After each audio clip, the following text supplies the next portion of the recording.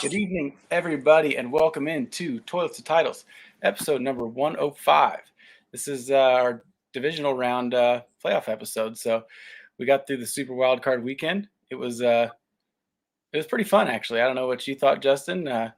It was there were some good games, couple snoozers, I guess, but it was fun. So real quick, like I said, you find me on Twitter at Nate_Dirt19, joined by my pal Justin. How you doing tonight, buddy? I'm doing great. Another weekend down. We are so much closer to the Super Bowl, and then for many of you crazies out there, that's when the fun really begins in fantasy football. So definitely want to take the time to remind everybody that we're not going to be stopping when the Super Bowl hits. On our end, there's a lot of work to be put in, and we've got guys that are going to be working all season long, all off season. Our Down Under Dynasty guys are going to continue to bring their Dynasty episodes. Joe knows he's bringing all the draft stuff. He's going to have guests on to talk about each team's draft, both before and after the draft. My off-season breakdown episodes, a lot of episodes. We actually have a lot going on. So definitely stay tuned. Ring that bell down there so you'll get notified when you see us. Yes, please do that. We would appreciate it. Do that. Well, how you can listen to us: Apple Podcasts, YouTube, Podbean, Spotify, Facebook.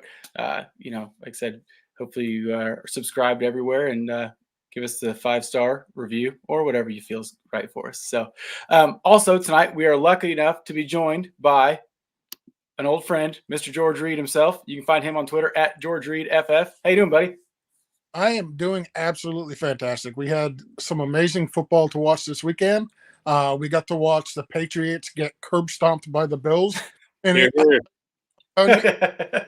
so the greatest thing about not having a team in the playoffs is there's no stress. You don't have to worry if your team does good or if they're going to do bad. You're completely stress-free. And then you just get to watch the Bills destroy the Patriots and run the score up on them like they've done for everybody for the last 2 decades. And it's fantastic. I thoroughly enjoyed my weekend of football.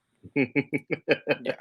Josh Allen looked just unstoppable. Animal. And it's like a wing T offense. I mean, it's like, hey, we need 7 yards. I'll just run it. Doesn't matter. I don't care anymore. You know what I mean? He's not, and it's fun to watch. Yeah, but running the ball can also cost you a game there if you're not doing it right.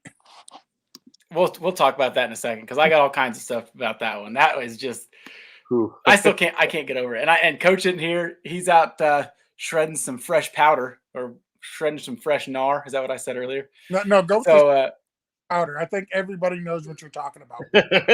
Yeah, he's out snowboarding. So before we get into I didn't think we had dirty jobs on tonight. Yeah. That's a Mike comment right there. Oh yeah. Hey, Chris's videos. What's up, Chris? Hey, he's doing pretty good in the playoff league. I saw. I was gonna say I was actually gonna bring that playoff league up in a little bit. I mean, shoot, we may as well for first. We may as well talk do it about now. That. Yeah, sure. Let's do that. Actually, I'm going to share my screen here real quick. I just want to say I'm glad I was able to just make a contribution to that league. I'm not going to win it, so just take my money and go. It's all right. I think Justin and I are both. I think I'm like 14th or something, and you're top 10, aren't you, Justin? Yeah. So evidently, I can't share my screen because I had to clear my computer. Now I have to give Chrome permission, and that is absolute horrible visual content. So I'm just gonna say our top 10 here. We've got Chris's videos is leading the way with 154 points. Friend of the show, John Dabari. He's been on a couple episodes with us. He's in second place with 144, so 10 points behind Chris. This is why I shouldn't read names. Scott Caruli is in third place, 142. Brom Bones, I believe that's a friend of yours, Nate. Brom Bones. It might be. I was like one of my buddies, Andy Sloan. I hit him up about the league, and he gave me like probably 4 or 5 of his friends. Okay. Gotcha. And so, like I said, some of those guys I don't know, but we've been texting like every single day about it. So he's got 4th place. I've got 5th with 133, so I'm 21 points behind first. But I also used up some studs early just because I didn't want to be embarrassed early on and then have nothing to play for. Joe from the DFS show right here on Toilets and Titles. He's right behind me at 131 in 6th place. Zach Barrett, who is our dungeon master for the Dungeons and Dragons episode coming up in early February, I believe. Actually, I've got that right here because we were just talking about it earlier. It is, February 5th at 8 p.m. Eastern Standard Time. Your T2T guys are going to be doing a Dungeons to Dragons episode.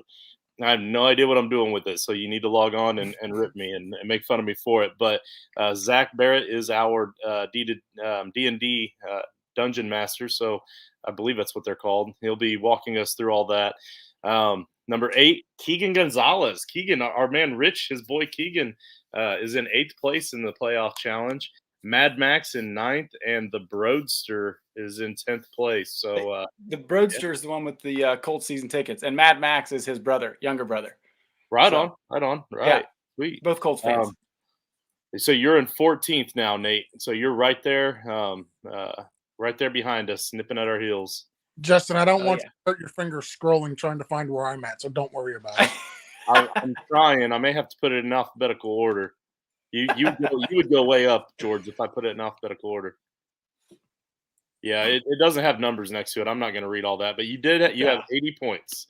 Yeah, that's not the worst. I went with the no studs. Like I started Jalen Hurts, I started Renfro, Dallas Goedert.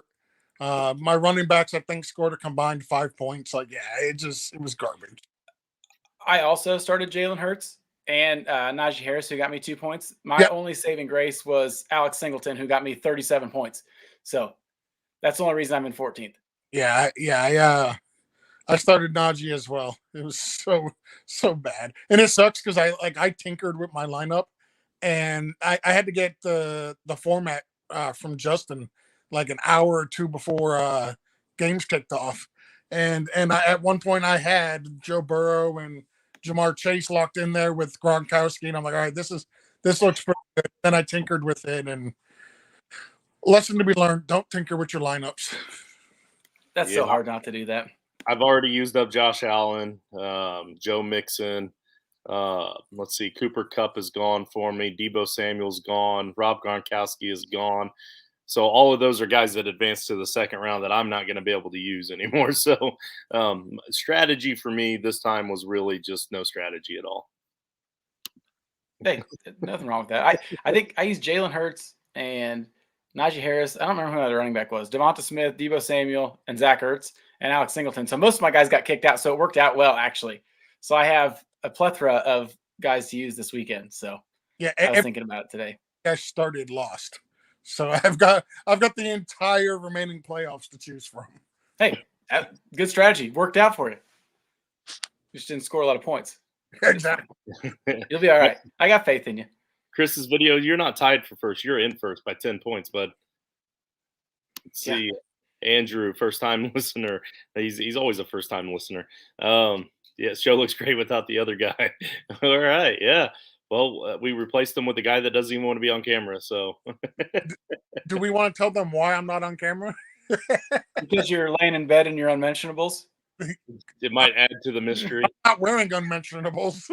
Whoa! Hey, this is a family-friendly show, sir. Yep. So I'm not wearing socks. I don't know what you're talking about. Got Joe Clark in the house. What's up, buddy? Got the whole crew. All right. So George, before we forget, because I like to do it this way, in case I forget later on, what would you like to talk about tonight? What do you want to prop up? What are you working on? What kind of things are you looking forward to in your endeavors? Excuse me. Sorry, I almost died.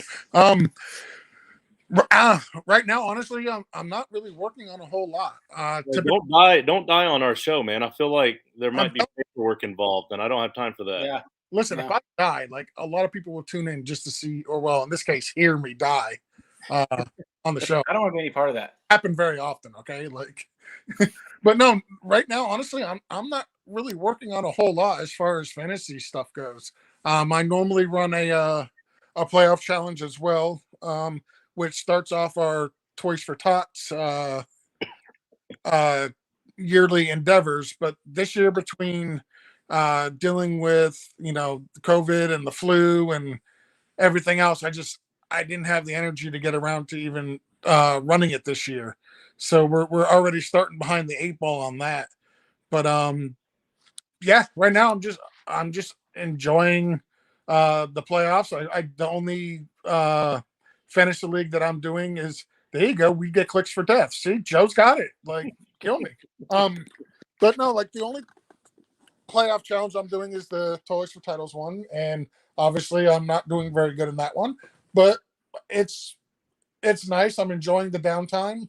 I just started to watch the league for like the time, because I feel like I'm going to get some sort of off-season inspiration from that show. So I like that. That's a good move. I might try that. Maybe it'll turn my dynasty leagues around.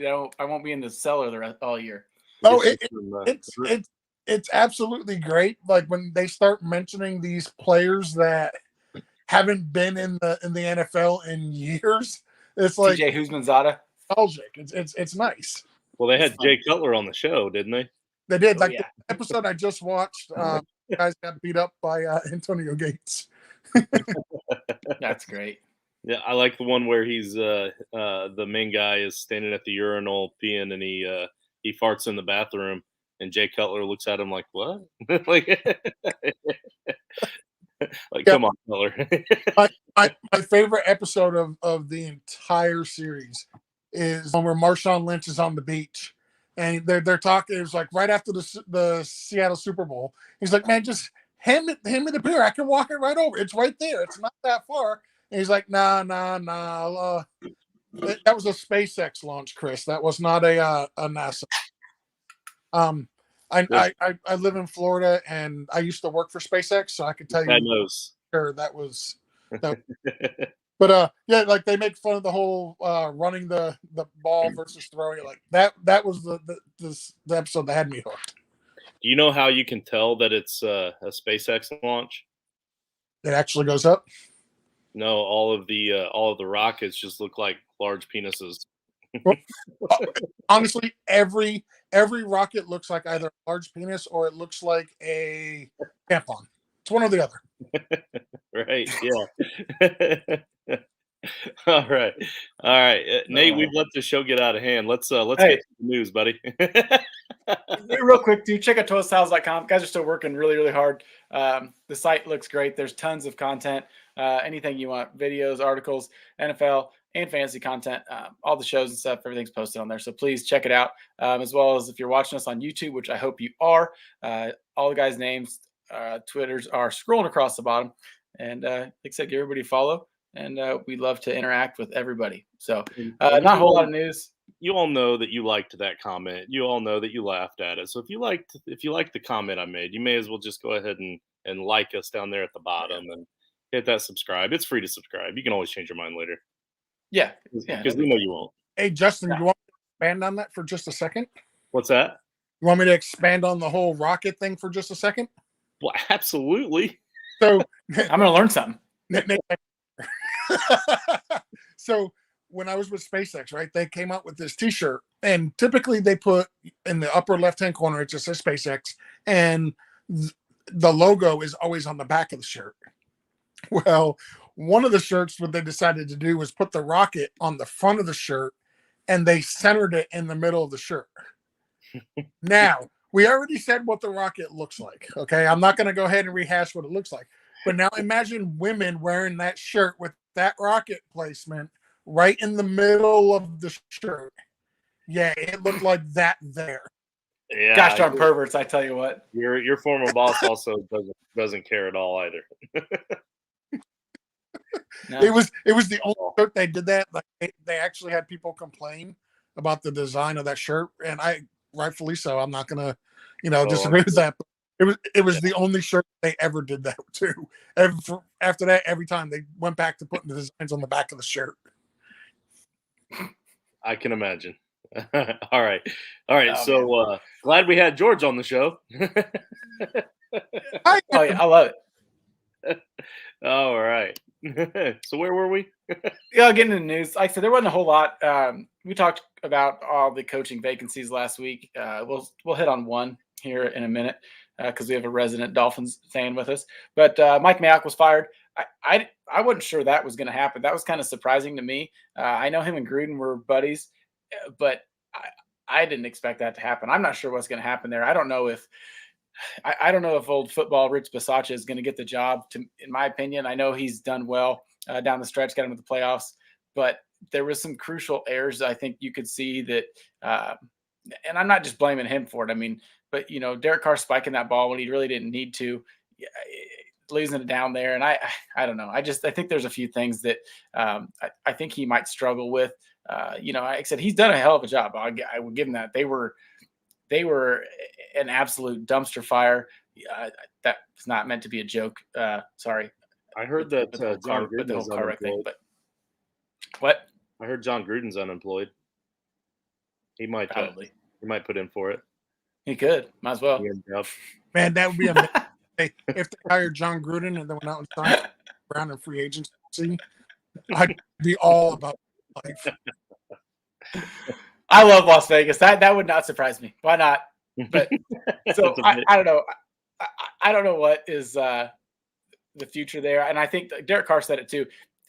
It depends on who the next coach is, if he's going to have a job or not there. So we'll see what happens. I said those guys all love that Rich Bisaccia, but I just don't know if he's necessarily the guy for the job.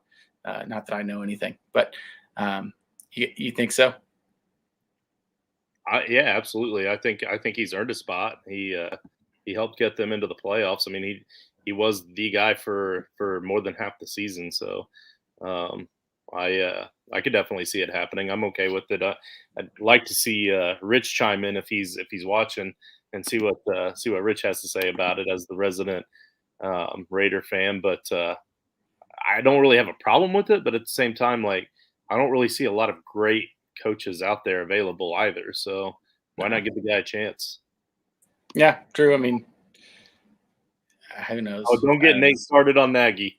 Oh, don't get him started on Nagy. He's heard me bitch about that doofus all the time. I don't care. We don't need to talk about him. Also, Ken Norton Jr. got fired. A friend of mine, big Seahawks fan, was extremely happy about that.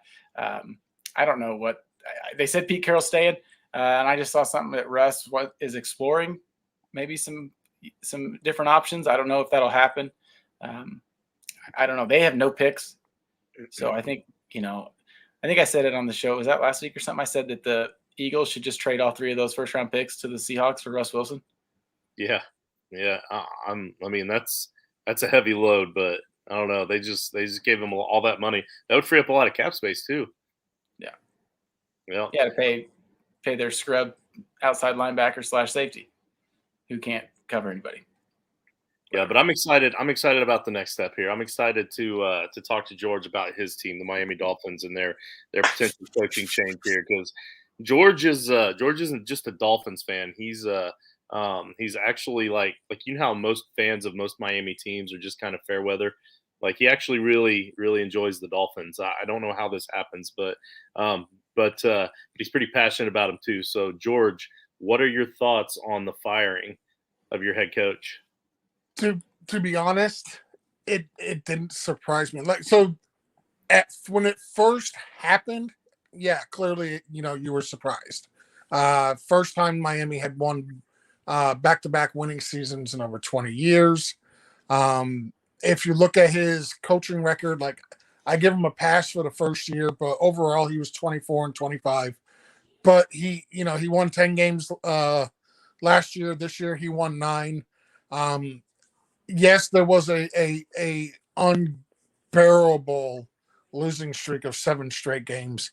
So some of those games we should not have lost.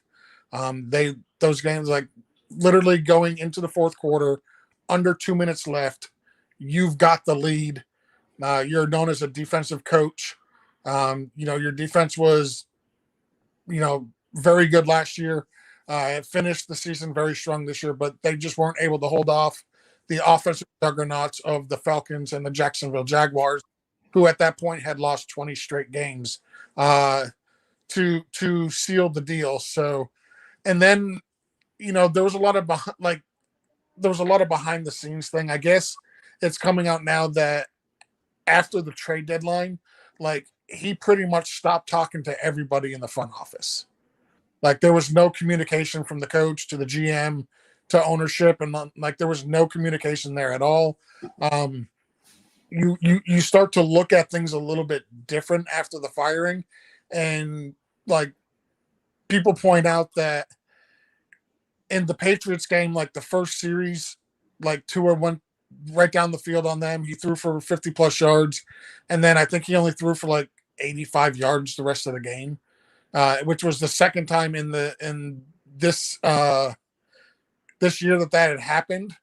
The game against the Saints, like he, first quarter he had like 85 passing yards, and then the rest of the game he only had 73. So like it's weird to look at the way he was coaching, and coming to find out that he was not a big fan of Tua at all. You look at what he did with Jesse Davis, naming him a captain. Jesse Davis was probably one of the worst tackles in the NFL this year. And not only did they name him a captain, like the reason why Tua broke his ribs was because Jesse Davis missed a block completely, and his defender had a free shot on Tua and cracked his ribs. Like it's unbelievable to think that you would leave this guy in there all year long, and you didn't make a single change until the last game of the year, where the guy performed twice as good as what Jesse Davis had done all year. Like we had Duke Johnson on our practice squad for like 4 or 5 weeks, and the only reason we elevated him to the team and to the starting lineup was because everybody else had COVID or was injured. Like you had the guy on your practice squad, you can't run the ball, and he's been, you get to see him week in, week out, and you're not going to give the guy a chance. Like, come on. So like you start to look at all these little things and it adds up. I fully believe Flores will get another shot somewhere.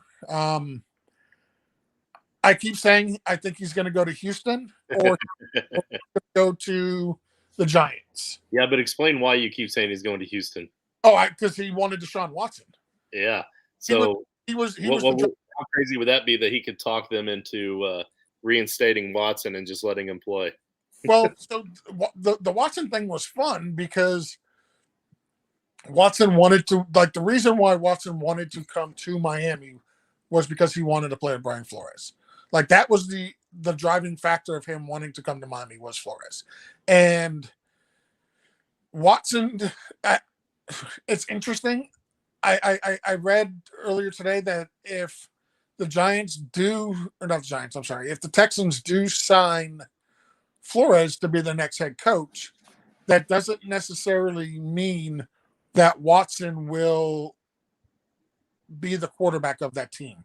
Like, I think there's so much bad blood. I don't even think that Flores going to Houston would be enough for Watson and the organization to mend the fences and for them to be able to do business together again.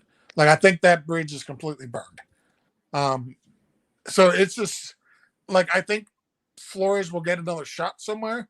I hope he learned a lesson from his time in Miami, and I hope he sets his ego aside a little bit, because everything else that's coming out was, as a head coach, it was his way or the highway with all his assistants.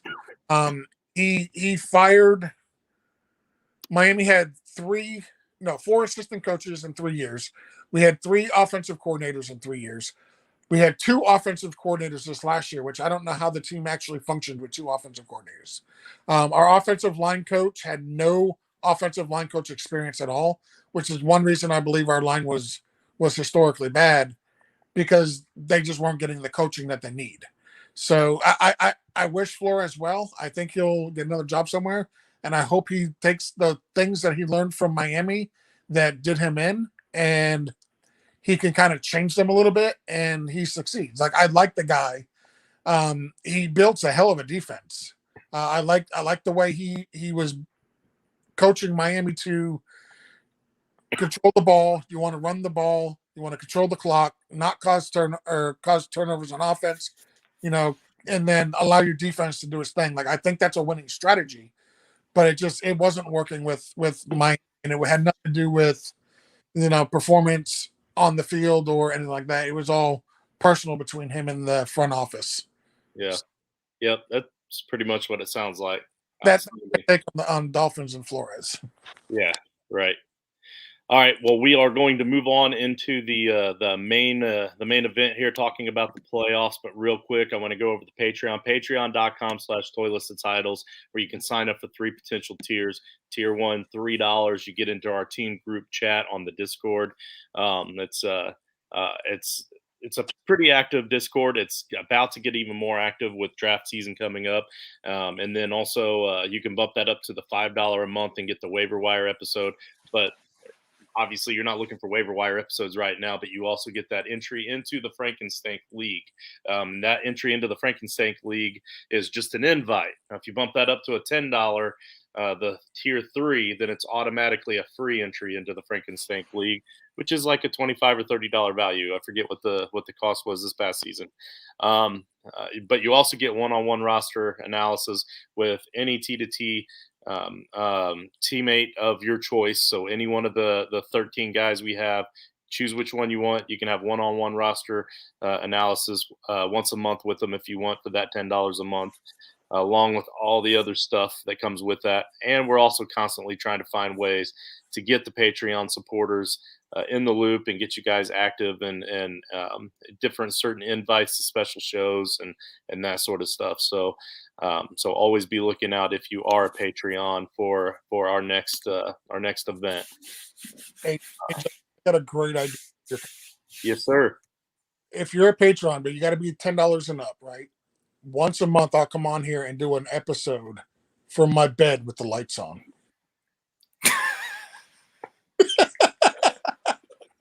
Hey, real quick, he was joking.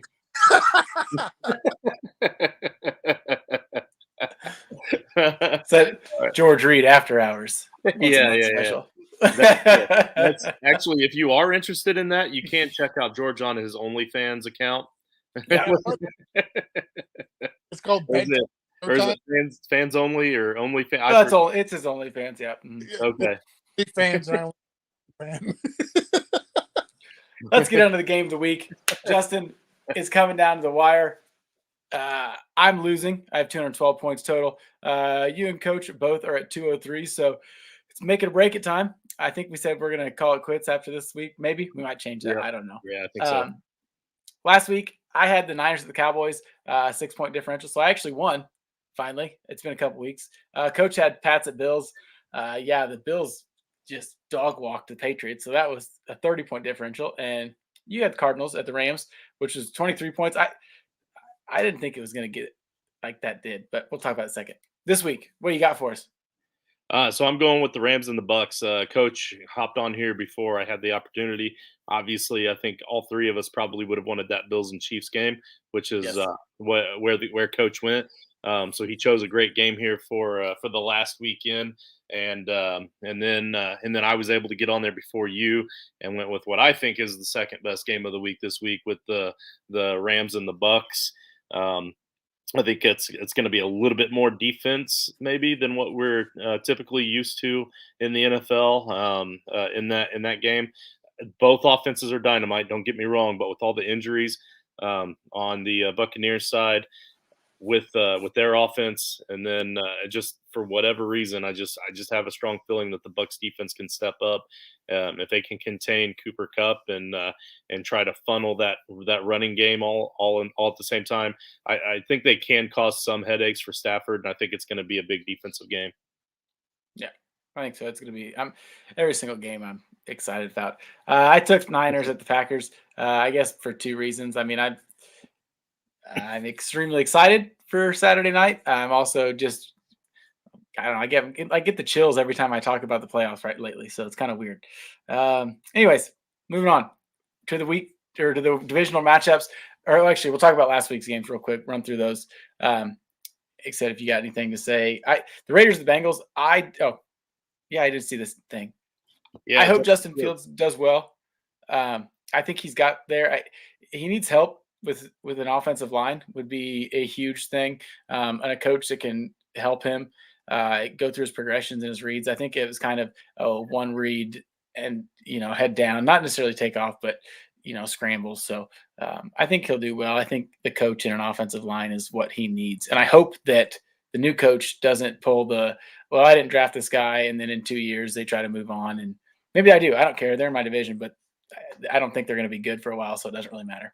Yeah, Chris, if you're asking as a fan, then I apologize. But if you're asking for fantasy purposes, I think he could potentially be a mid to high end QB2. That's kind of where I'm most likely going to have him at least to start this offseason and see kind of where they go in the draft and that sort of thing. But how about you, George? What do you think of Justin Fields' future for next season? Yeah, I think mid to high end QB2 is about right for me as well. That seems like the spot you want to put him. He's got a safe floor with rushing, but I mean, what's going to go on with Allen Robinson? And I can understand, Allen Robinson was, a disappointment this year. I honestly believe that he just didn't go out and give 100% all year because they franchise tagged him and he didn't want to be there. Yeah. So I think that's what was going on with Justin Fields, or not Justin Fields. I'm sorry, Allen Robinson. He's got a great connection with Mooney. They still got Montgomery. They got a couple of weapons there on the offense. Cole Kmet to the moon if they finally get rid of Jimmy Graham. So there's some options there, but yeah, high end QB2, mid QB2 sounds about right. Definitely needs an offensive line and needs a coach that will believe in his talents. If you get a coach in there that just doesn't believe in your talents, the kid's going to be screwed. Yeah. And George, we're already making you money, buddy.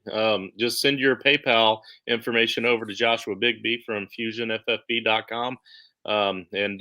And he will pay you to not do that with the lights in the bedroom. So funny is I said I only had one fan. I'm not going to pay Josh Bigby. But Josh. No. It looks like he said he's willing to pay you to not. Yeah, he wants it all for himself. He doesn't want anybody else to get involved. I see. Oh, yeah. That makes sense. Yes. There you go. I see where you're going with that. All right. Unfortunately, I see it in my head, too. So let's it's really ruining my night. So last week's game, Raiders-Bengals. I didn't get to see the whole thing. I ended up going out to dinner with some friends, but I saw a little bit. Said Bengals are a blast to watch. Raiders had a chance to get back in, but just seemed like some mismanagement maybe. I don't know. Like I said, I didn't really get a whole lot from the game, I guess. Didn't really see as many fireworks as I expected, I guess I should say, though. Yeah, I went back and watched it later. I'm just absolutely enthralled with that passing game there, man. That the Bengals have such a future, and their defense is definitely underrated. Granted, it was against the Raiders, but if you go back and watch some of their games, they've impressed. They have impressed throughout the season. They played well against Lamar Jackson. They played well against other big offenses. I mean that Bengals defense is young and coming on strong. This team is a team forced to be reckoned with, and we're going to talk a little bit about that Titans game this coming weekend. But you definitely want to make sure you watch that game. I have a feeling we're going to see some fireworks in that game, and from the Bengals anyway. And none of us chose that game as the game of the week, and I think for a reason. Yeah, I watched it. I'm completely impressed with that offense that they put together in Cincinnati. Like that offense between Joe Burrow, Jamar Chase, T. Higgins, Joe Mixon, like you could put that up against top 5 offenses in the NFL right now. They can hold their own. Like that's a team that if they can't beat you with their defense, they can definitely beat you with their offense. And so them going to Tennessee, that's going to be a fun game. Yep. I'm worried about the offensive line. I think I've said it all year, though. I still there's times when they look really, really good, but there's times when Joe Burrow's getting the shit beat out of him, and I don't like that. I want him to be upright. That guy's a monster. So it's just some days you get nervous. That's a fair point too. And the Titans defense are pretty stout in their own right. They're kind of underrated, just kind of like the Bengals, but actually probably even a little better defensively. In that front seven, they can wreak some havoc on some quarterbacks. So just ask Carson Wentz twice this season. Oh, ouch. We'll move on. I don't want to talk about it right now. Pats at Bills. I said it earlier. The Patriots, I guess they had it coming, I guess, as you guys big AFC fans, so you can say that. The Bills look just phenomenal. Didn't punt, didn't turn it over. Yeah. What do you guys think? George, I know you loved seeing Billy get beat, so. It was a perfect game by the Bills. Like, they did not punt or turn the ball over the entire. The only time that they had something in their thing other than a touchdown was when they were kneeling down to end the game. Like that, it was a perfect game by the Bills. They ran it up on the Patriots. Everybody in the NFL, all the fans on Twitter were united and how great it was to watch the Patriots get demolished. Maybe somebody out there can correct me if I'm wrong, but I read somewhere that was the first perfect offensive game in NFL history. It's so hard for me to believe, going back that far, that many games, that there wasn't a decent, solid team that played against a really bad team and didn't have to punt, kick a field goal, give up a fumble or an interception at all. But I mean, if it's true, I mean, kudos to them. They did it against a top 5 defense. Like, absolutely incredible game. They were ready to play. They came out firing, came out ready to play. I mean, you still, as much as I hate to do it, as much as you still have to give the Patriots some kind of credit for still being there at that point, that late in the season. But I do like that they're slowly starting to regress. But Mac Jones is kind of the real deal. So unfortunately, I think we might see them pretty consistently in the playoffs every year, even though none of us want to see that. Oh man, I like Mac Jones. I don't really care. Yeah, I do too, and I hate to like him. It's like when Wes Welker played there. Yeah. The last AFC game, Steelers at Chiefs. Justin, did you watch the whole game? Or yeah, I guess you probably watched it on Game Pass. Yeah. Oh yeah, I watched it. I watched the game. Yeah. It was the beginning. It was like, oh, Steelers going to keep this one close, and then by the end of the first half, it was like, well, that was wrong. That's over. Yeah, I never really got the feeling. I didn't feel that way at all. Like, I guess, like, it just seemed to me like the few bad things that were happening to the Chiefs early on in the game just kind of seemed like a fluke. And then 21-7 at halftime, and their only touchdown for the Steelers was on that Watt defensive touchdown. Like, that was the only points they scored. Like, I even kind of felt like all along it was just going to be a complete blowout. But yeah, they definitely let it get away from them in that second half for sure. I turned the game off in the middle of the third quarter.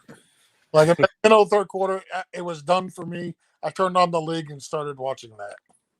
You were definitely more entertained. I was, for sure. Like, I could see the alerts on the scores. I'm like, okay, yep. Chiefs are blowing them out. I saw Travis Kelce throw a touchdown, and I was like, yeah, this one's pretty well. This one's over. So I turned it off, went to bed. Yeah, that was definitely the week to play Kelce in the playoff league. I wish I would have done that. Yeah. Moving on to the Eagles at the Bucks. I know people thought that the Eagles, and I thought the Eagles would cover. I really did. I was completely wrong. But I thought that they would, maybe keep it close or at least try a little backdoor cover. That wasn't the case. The Eagles couldn't do anything at all. They didn't run the ball like I thought they would. Jalen Hurts cannot pass the ball. I've said it a lot. Tommy Brady, Mike Evans, Gronk, they looked pretty good. I think they're, like normal though. It's the playoffs. They always look good. So I thought the Eagles would be able to move the ball when Tristan Wirfs and Jansen went down. Like, when those two All-Pro offensive linemen went down, I thought for sure the defense would be able to stop them, and then the Eagles would be able to move the ball on their defense, and that just did not happen at all. Like, they were out coached, they were outclassed, they were out everything that game. Yeah.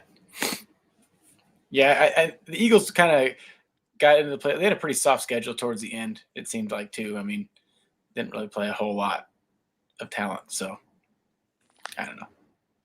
It wasn't, like I said, I didn't even really pay much attention to the game, to be honest with you.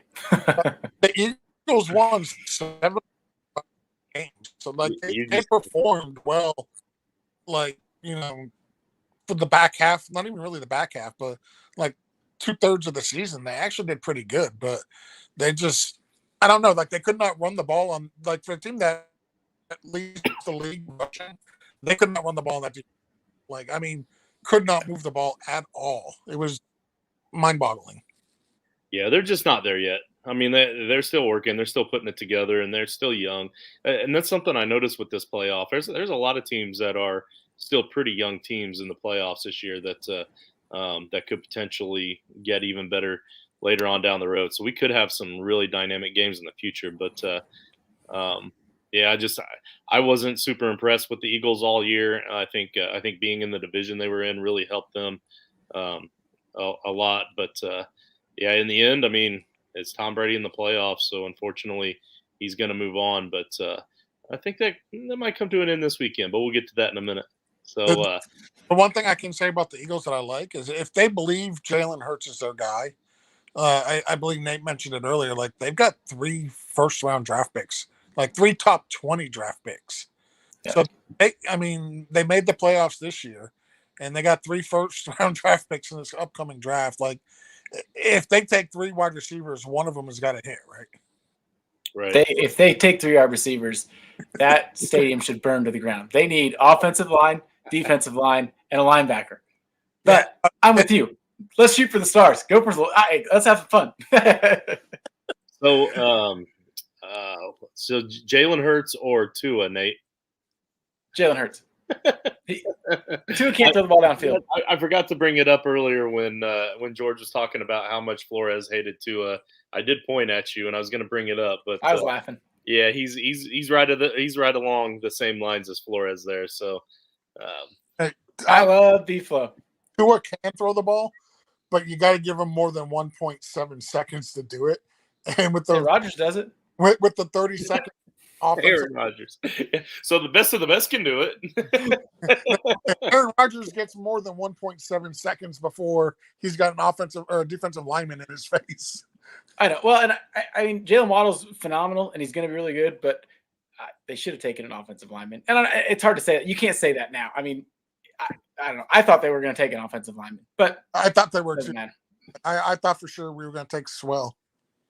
Yeah. I'd like to see how Tua does with an offensive line. I just don't think there. I don't know. I don't have any faith. Listen, we've got the most cap space of any team in the NFL this year. So I'm hoping that they go out and get themselves a left tackle, get themselves a right tackle, and spend running back, another wide receiver, and a running back. That would make sense. Let's face it, Nate. The only thing that Tua can do just as well as Aaron Rodgers is get that State Farm rates, the same great rates. We all get the same rates, no matter who you are. That's true. Not a sponsor, but I'll send an email. Hey, Richie, what's up, buddy? Hey, what's up, dude? Rich. Congratulations. We brought up Keegan earlier on the show and his top 10 finish this week. So yeah, we're rooting for him to get somewhere behind me in the standings. Yeah, and me. And hopefully Rich jumps him so Keegan doesn't keep telling Rich he's going to take his spot on the Toilets Titles team. As long as you guys don't fall below me, you're doing good. Okay. Well, I don't think I at the rate you're going, I think I'm good for a whole nother week without setting a lineup. Yeah. What really sucks is at one point I actually had JJ Watt in my lineup, and then I switched it out for Alex Highsmith, the other side linebacker. Yeah, that was a mistake as well. Well, that fumble just happened to fall to Watt's side, so. Yep. Listen, I'm telling you, man, I tinkered with the lineup. I should not have done it. You know better than that. That's why. All right, we've been putting this one off long enough, man, but I think it's time to talk 49ers at the Cowboys, yeah. And I know Coach is probably going to mute it for this one, and I feel for him. I don't think he's even going to listen to this episode. He probably will. I don't think I would if I were him. It was a fun football game. I after that first drive when the Niners marched down the field, I was like, oh shit, Cowboys are in trouble. And then it kind of even back out. Cowboys had a chance. To me, it looked like they didn't practice any kind of like situation like that. Like, hey, there's 10 seconds left. Maybe I shouldn't run that far. I don't know. To me, it looked like they'd never done it before. It was weird. But McCarthy is notorious for poor time management. He luckily had Aaron Rodgers to kind of fix some of that. But there was multiple times this year where you were like, what the hell are you doing? It just seems like I don't know. Like I said, too much talent. I think with 14 seconds left, there's enough time for you to run the ball, get down, and spike the ball and give yourself a shot. The problem is Dak Prescott decided to, instead of handing the ball to the nearest referee, he decided to set the ball himself. And then the referee had to fight both the quarterback and the offensive lineman to get in and set the ball, and that's what cost him the game. It was a bonehead play by Dak by just go ahead and setting the ball himself versus giving it to a referee and allowing the referee to set it like the rules say it. They have to. Yeah. I don't know. To me, it was like he runs up there, slides, and I mean, I don't if he handed the ball to the official, I don't even know if they would have had enough time still. I mean, there was like, there was 7, slide. It was like 7. I think it was like a half a second behind, not even a half a second behind that clock hitting 0 that they got in snap. So I think it would have been enough time as well. But even still, like he also could have slid about 5 yards sooner as well. You didn't need to get all of that right then. You knew you weren't scoring. There's no way you're making that extra 35 yards. So what's the difference between a 35-yard bomb and a 40-yard bomb? I mean, you got to slide a little sooner, get up, but that's also that's hindsight from fans watching the game. Like he knows his team better, and he just made them like George said, he just made the mistake of just trying to set the ball himself. I did not know that it was a rule that the refs absolutely had to touch the ball, but even without knowing that, I assumed he'd have to touch the ball because like Dak can't just spot the ball himself. Like the players aren't allowed to just spot the ball where they think it's supposed to go, like even without knowing that a ref has to actually touch the ball, you assume a ref is going to touch the ball. So I don't know. I thought it was kind of shitty on Dak's part too, that he was like commending the fans for throwing trash at the refs. I'm sorry. We talked about it in the group chat. He did apologize for that today. Either that or his publicist hacked his Twitter account. But either way, an apology went out. But yeah, I kind of agree with what you guys were saying in the chat about how players. That's what we're for. We're there to bitch and moan and complain about refs or about field conditions or whatever the case might be. The players need to just play and do better and be better and that sort of thing. Maybe even the coaches are allowed to say something. And immediately after the game, I guess I can see the heat of the moment. But even still, I agree with you completely on that one. Yeah, it was a bad decision on his part. Like the frustration, feeling like you got screwed over because you thought you spiked it in time and you didn't, and the ref actually had to come up, place the ball, and they placed it like 2 inches back. So that required the whole offensive line to move back a little bit to get, behind the line of scrimmage. It's just in the heat of the moment, I get it, but you've got to be better than that. Like you're the quarterback, you're looked at as the leader of this team. You can't be going out and saying it's a good thing for your fans to be throwing. That's not cool. Hey, real quick, Uncle Steve chimed in on a chat that I'm in with him asking about trade rumors, Derek Carr to the Indianapolis Colts. Is that something that we might want to discuss? I didn't even ever hear that. Yeah, so Googled it. I just Googled it to see. Like SB Nation posted it yesterday. Bro Bible and the Spun, Horseshoe Heroes posted it about 13 hours ago. I mean, I guess there are rumors saying that the Colts are speculated as potential early offseason trade suitors for Derek Carr. Get rid of Carl Wentz. Isn't Carson Wentz still under contract? Yeah, but I don't think $15 million this year. So here's my thing about that. Like, they traded a first and a third for him. Yep. They're rolling with him next year. Like, I'm sorry, but you don't trade a first and a third for a quarterback for 1 year and then go out and try to acquire another quarterback that's going to cost you more assets. Like, you guys are rolling with Carson Wentz next I year. don't know, man. I've heard an awful lot from that Colts front office about how none of them are committal to Carson Wentz. Like none of them. None of them are coming out and saying anything right out about it, but they're also saying, like that Ballard straight up said, we don't know that Carson Wentz is going to be our quarterback. I mean, I guess you could also just call that coach speak, where you just want to kind of cover your own ass in case something crazy happens. But I mean, I don't know. He pissed off a lot of people this season. He stinks, dude. Get him out of there. But I'll go back to the argument about how I think that he could be better if Frank Reich could manage him better, but he didn't know how to manage him. Like, and that's insane to me. You would think if anybody knew how to manage Carson Wentz and play him to his best abilities, it would be Frank Reich. Trade for a new quarterback every single year. Yeah, that's yes, exactly. yes, that's perfect. It's perfect. That's the new Colts way. That's why we avoid the playoffs, but only barely. So we have really bad draft picks as well. It's kind of how we roll. Yeah, here we go, Rich. I knew I could get you riled up, buddy. No, hey, Carr is going to go to the Colts, and Mariota is going to start for the Raiders. Oh man, you guys would be better off. No, they're going to trade Carr for Wentz, and they're going to also trade a first next year to go with Wentz. That's what's going to happen. And then Wentz is going to get traded to Houston, and Deshaun's going to go to the Raiders. How many first-round draft picks do the Raiders have? Maybe they're trading. Well, they're not going to get a first out of Wentz. Never mind. I don't know what I'm thinking. Nobody would give a first for Wentz. No, they'd give a first and a third. You ass. Hey, I'm not even going to say it. Anyways, last game, Cardinals-Rams. I thought it'd be a lot closer. I think we all kind of did. It was pretty much all on Kyler's shoulders. The Rams showed out. Odell Beckham threw a nice touchdown. This game was kind of handled pretty easily by the Rams, in my opinion. It wasn't that exciting. No, the Cardinals could not move the ball in that Rams defense at all. It was over after the first drive. Yeah. The Cardinals just it was the same as last year. I mean, they started out hot, fell apart, missed the playoffs. This year they started out hot, didn't fall apart as bad, made the playoffs. I mean, I think losing Hopkins was huge.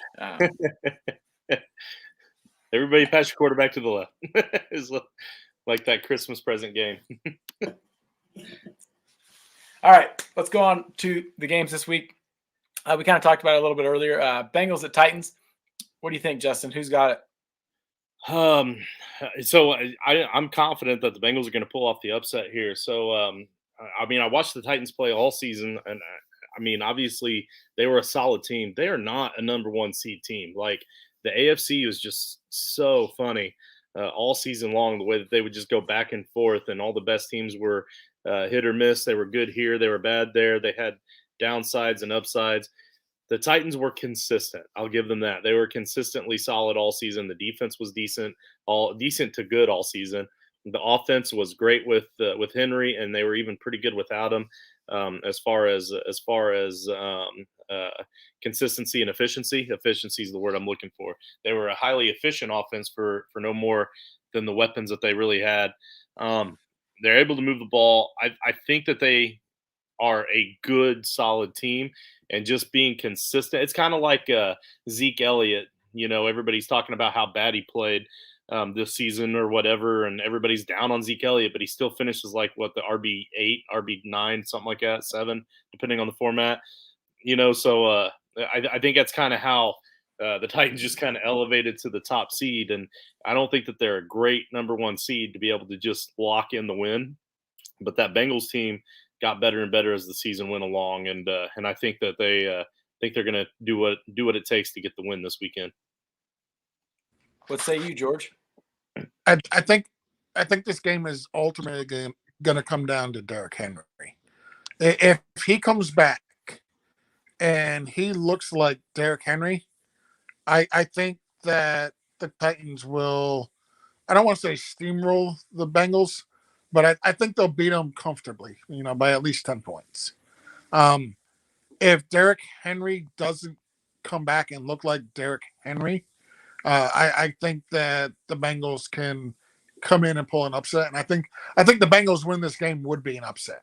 I think the Titans offense, if Julio Jones is healthy, and I understand he's not the Julio Jones of 5 years ago, but if Julio Jones is healthy, you got AJ Brown, you know, Ryan Tannehill is a competent quarterback.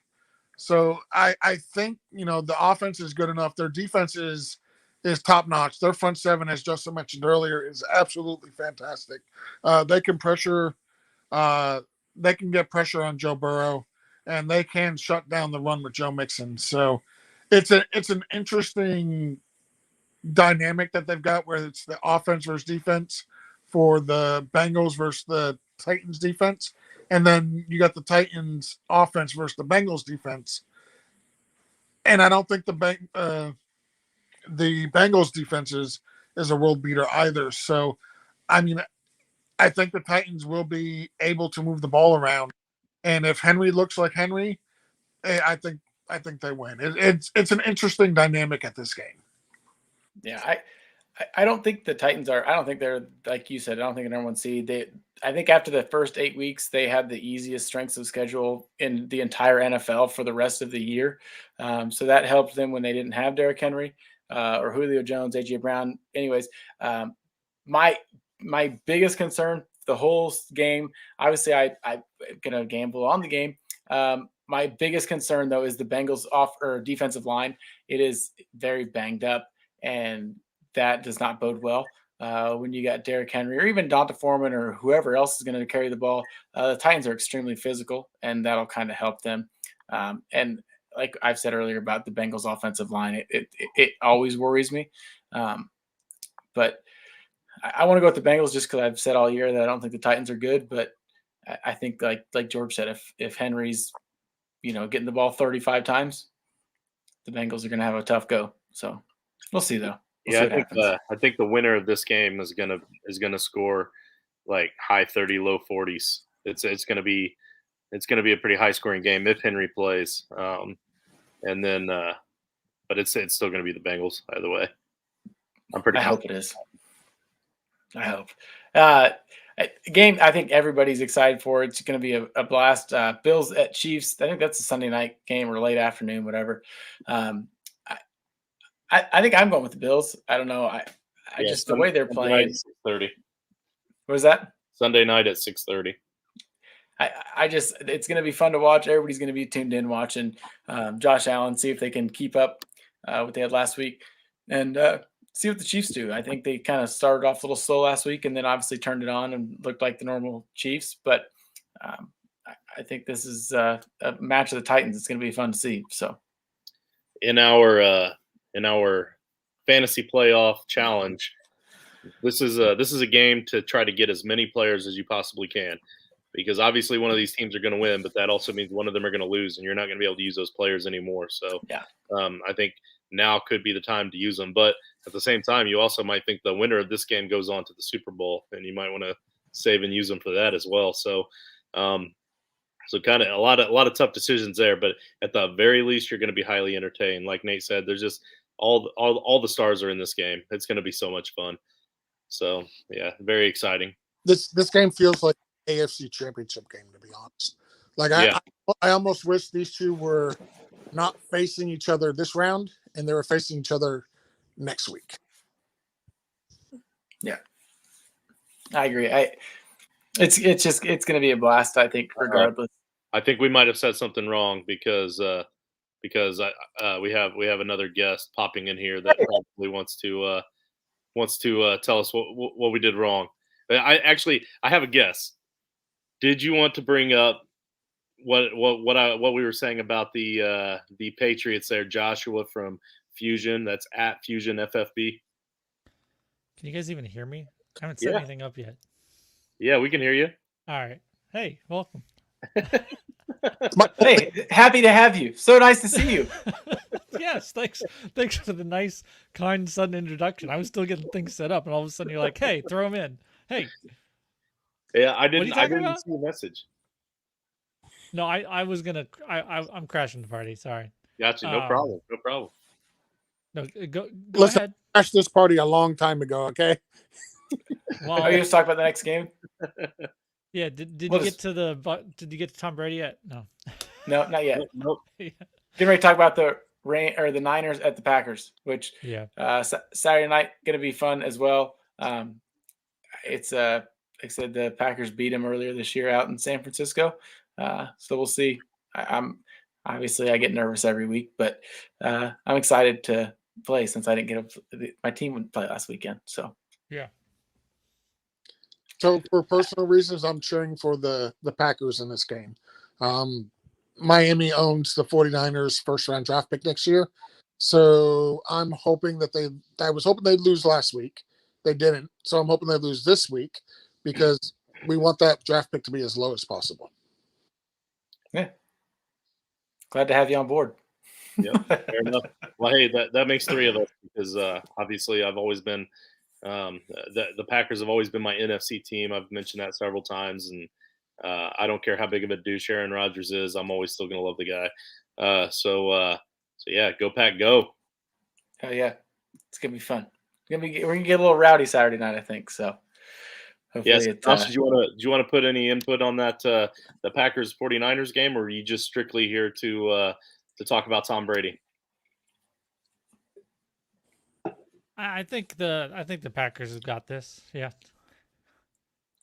Yeah, I don't know. I don't know that it's even going to be that entertaining of a game, to be honest with you, especially with all the defensive players that went down at the end of that 49ers and Cowboys game.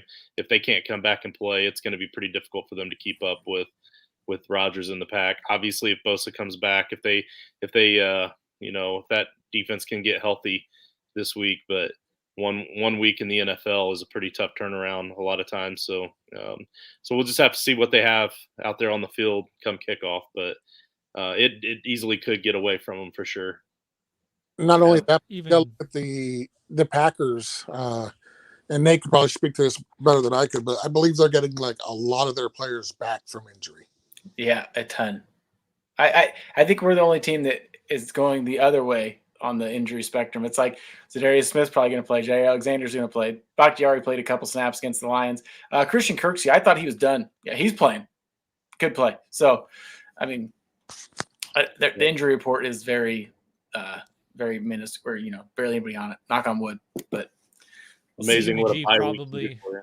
Jimmy G was a little beat up too, right? So I mean, yes, got a a shoulder lot of injury or questions. something like that. Shoulder, arm, something, shoulder. That's all right. He So- doesn't really throw anyway. Yeah. Might as well put in Hands Lance it off to then. Let Debo. him run. Yep. Yeah. Give the ball. Last game. Yeah.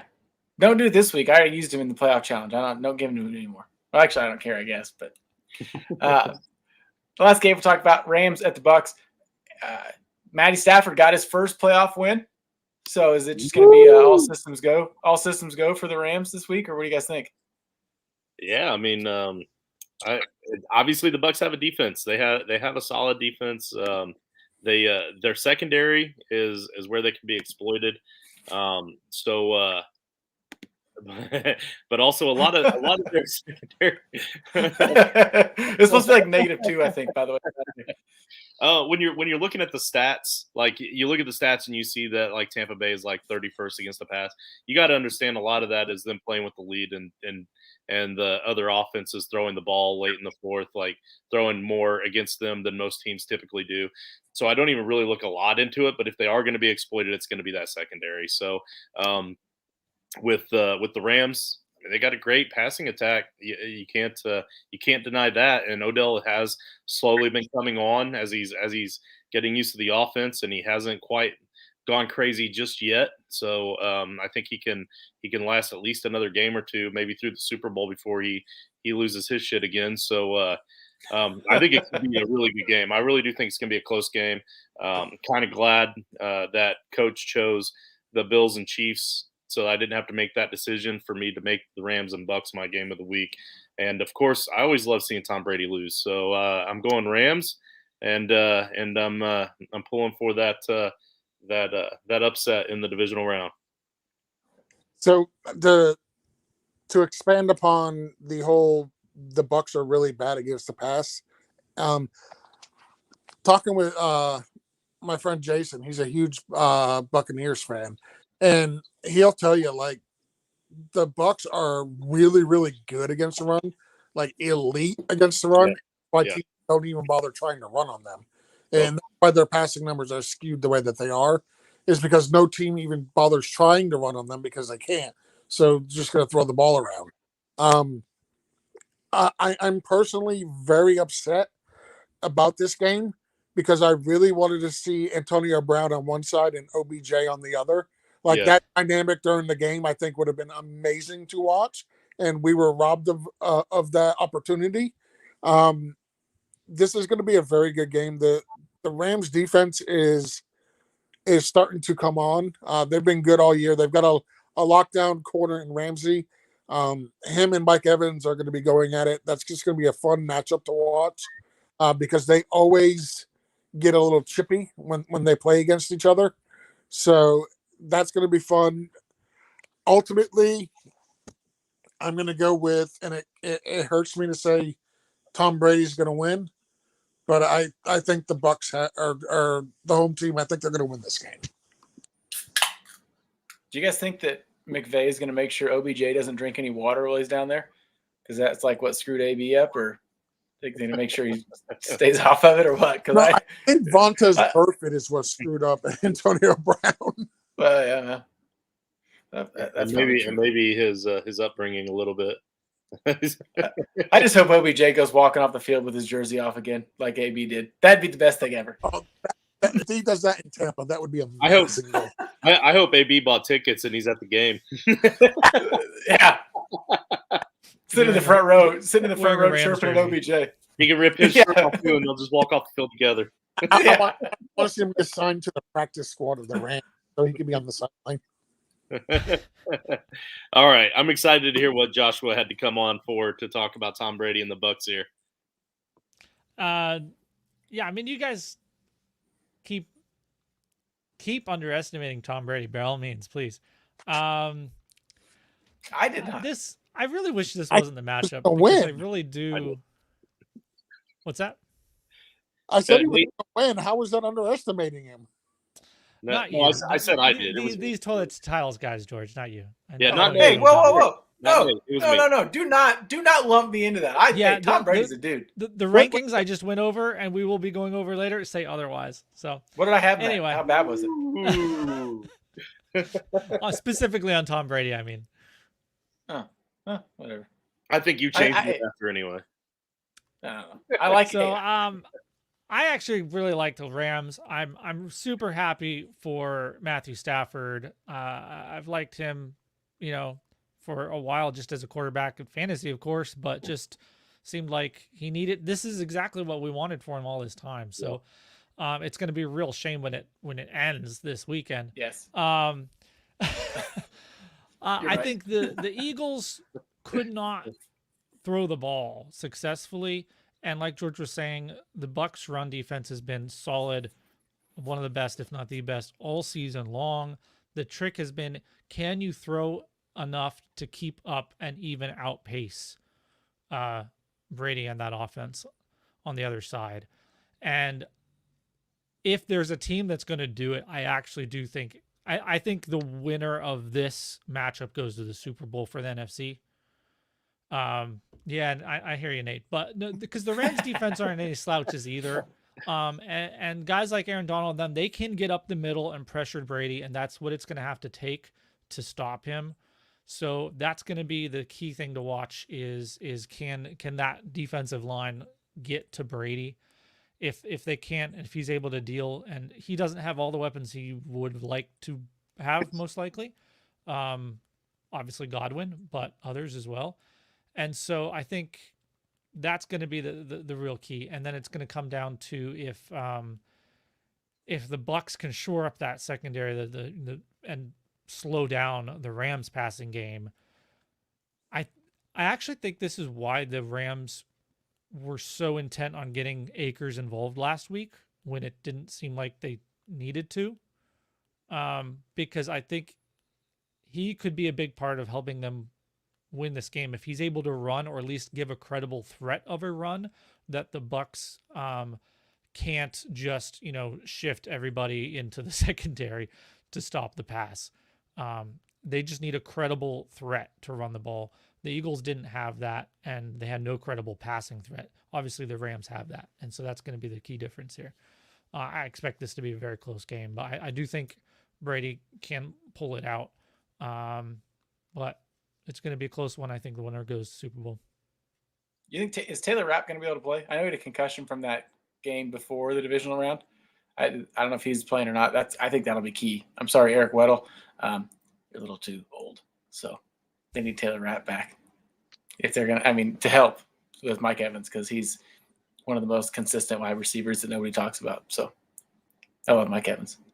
Yeah, Ramsey is good. Don't get me wrong; he's very good. He's fun to watch, but I don't know that he can handle him one-on-one for sure. But can't handle Devontae, so they also don't have a whole lot of other good options. I know that Brady's good at finding lesser options and making them into something too. So yeah, he's throwing game-winning touchdowns in the last second to somebody named Grayson who I've never heard before. Right. And that awesome pass to Rashad Perriman. Right. They also have this. And then next week it's that. They have this tall, lurchy-looking asshole named Gronkowski. Cam Brate? Oh, sorry, wrong one. Wide open, dude. Did you see that Gronkowski touchdown again? Yeah. Like, how is he like 30 yards away from? And they're only on the 10, and there's the nearest defender's like 30 yards away. Like literally the last person on earth you should leave open in the end zone. Right. Even if it's just a linebacker, just waste a linebacker to only hover him, and then if you can guard him with an actual defender too, then go for it. But put somebody on him. Justin, what happened there was the Eagles said, "Hey, let's not cover Gronkowski because Tampa Bay would never expect us not cover him." So they were trying to, play a little 4D chess there. It just didn't work. Okay, yeah, they lost that chess match. Sirianni's trying to get him mess with his head. Yeah, he'd do something stupid like that. Yeah, they really at that point in the game. They only guarded only guarded two of the receiving options on that play, the two outside guys. Like there was a running back that was wide open as well. Like they could have done anything they wanted to on that play. That was just a busted play. Yeah, absolutely insane. But oh yeah. Yeah. So hey, we're pushing our time here, so we're going to be pushing to get out here pretty soon. But Joshua, what are you working on to kick off this playoff and off season? Oh, you know me, I'm always trying to stay ahead of the curve, so I'm already on to next year. Except for you guys, and we've got all the rankings. We did a whole ranking show, and I think somebody's got some bathroom bets written down somewhere. So we got keep an eye out. Coach said we're gonna have to get that set up, and so I made sure to have the spreadsheet ready. So keep an eye out for that. I don't know when we're gonna schedule it, but that'll be fun. We'll go over who was the best at whatever positions. A few particular players and ranks that I'm sure dig at each other about, and then go over some bets. So that'll be fun. Yeah, I saw what you sent. I am a little bit embarrassed by a few of them for sure. It's gonna be for sure. As a whole, you actually did pretty well. Don't feel bad. I know you don't give yourself enough credit, Justin. You actually did pretty well on a couple different positions. Well, thank you. I'm sure I did very poorly. I expect that. So it'll be nice to see my friends do well, because I didn't. It's fine. But I think you did pretty well in one particular position. Well, there's one thing that you did do a hell of a lot better than your two main co-hosts here, and that is that your Packers are still in the playoffs, and we are watching it with envy on the weekends. So, y'all, well, it's gonna be fun. So yeah, hey, make sure. Yep, go ahead. Go for it. I say make sure to check out all our shows. We're going to have a ton of stuff coming up this off season. Different shows, not necessarily different shows, I guess, but the guys are doing some different things, whether it's with the draft, dynasty football. I may have a guest for some NASCAR content. So if you're into that, into a little DFS, that'll just be a little addition to some more gambling stuff that we like to talk about. So please check out these guys below me here, George, at George Reed FF, and Joshua at Fusion FFB. This way. There we go. Both of them, a lot of good content. Check them out on Twitter. Give them a follow. They are very nice. George will keep his clothes on and not record it for you if you ask nicely. So, like I said, make sure to like and subscribe on YouTube and give us a 5-star review if you would. And other than that, we will see you. Anybody else? Anything else before I say we're leaving? Nope. Nope. Good to go. Right on. Have a